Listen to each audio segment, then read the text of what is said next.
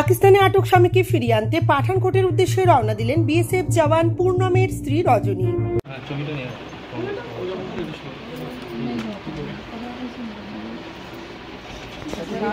बहुत हिम्मत है, बहुत हिम्मत है। टीचर को ना के समझा के गए, हम बोले वो लड़ रहे हैं तो आपको भी लड़ना होगा। बिल्कुल बिल्कुल इनसे ज्यादा आपको लड़ना होगा, संभालना होगा, आपको बहुत कुछ संभालना है।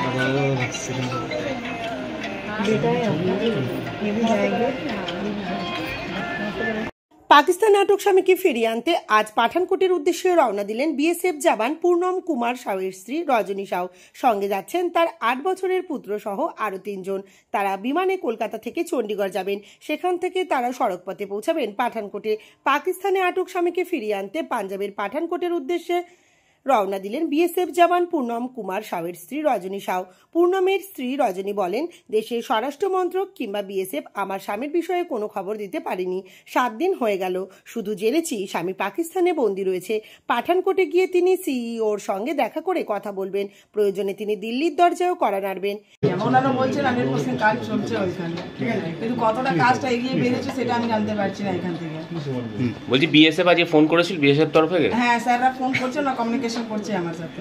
আপনি কি ও যাওয়ার জন্য ওখানে যাওয়ার জন্য? হ্যাঁ ওরা হেল্প করবে, ওরা বলছে আমরা যা হেল্প লাগবে আপনি বলবেন, আমরা হেল্প করব।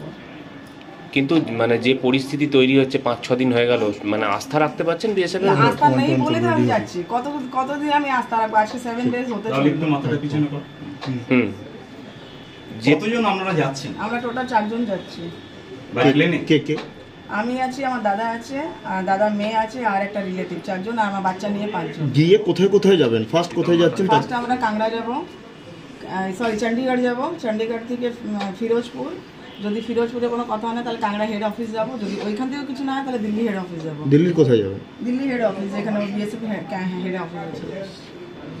কি মনে হচ্ছে এখনো পর্যন্ত কোনো খবর পাচ্ছেন না? একটু আগে তো কোনো ফোন এলো? এই খবরটা নেওয়ার জন্যই তো যাচ্ছি স্যার, কি আর কাজটা কত এগিয়ে বেরিয়েছে ওটার জন্যই তো যাচ্ছি। মানে কেন্দ্র সরকারের থেকেও কোনো বার্তা আসছে না? না, ওনারা শুধু একটাই কথা বলছেন, ছাড়ানো হচ্ছে, কথা চলছে, কিন্তু কতক্ষণ কথা বেরিয়েছে আমরা এখনো জানতে পারছি না। কিন্তু একাধিক নেতা আসছে, একাধিক দেখুন স্যার, ওনাদের কাজ হচ্ছে, ওনারা আসছেন, ঠিক আছে, আমারও মানে কিছুটা একটা সাহস পাচ্ছি কি হ্যাঁ ওনারা আছে আমার সাথে, আমি তো এটা নিয়ে ডিনাই করছি না, কিন্তু আমি চাইছি অ্যাজ এ ওয়াইফ আমি একবার গিয়ে ওইখানে দেখি ওইখানে কতক্ষণ কাজ এগিয়ে বেরিয়েছে, ওটাই আমি জানতে চাই।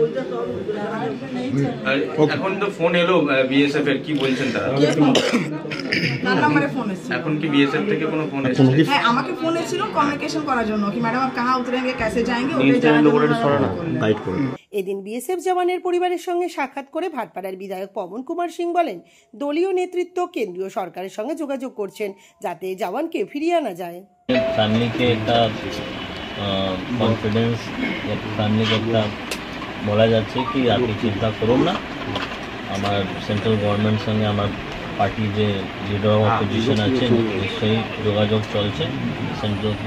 সেন্ট্রাল গভর্নমেন্টকে রিকোয়েস্ট করা যাবে কি যা হোক, যা পজিটিভ হোক, আপনি এরকম কিছু নেগোসিয়েশন করুন মিন্স পাকিস্তান থেকে, কি যা আমার জওয়ান রিটার্ন চলে আসে।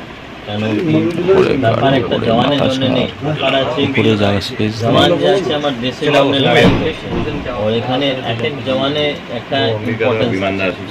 তো আজকে আমার সবাই না আমার নিজে জওয়ান সঙ্গে, নিজে আমার আর্মি আর নিজে আমার যে ডিফেন্স আছে ওর সঙ্গে না স্ট্যান্ড রাখবে, তো কি করে আমার জওয়ান আমার জন্য রাখবে, আমার দেশের জন্য কি নিজে যে পুরো লাইফ স্যাক্রিফাইস করে দেয়, এটা খুব বড় ব্যাপার আছে।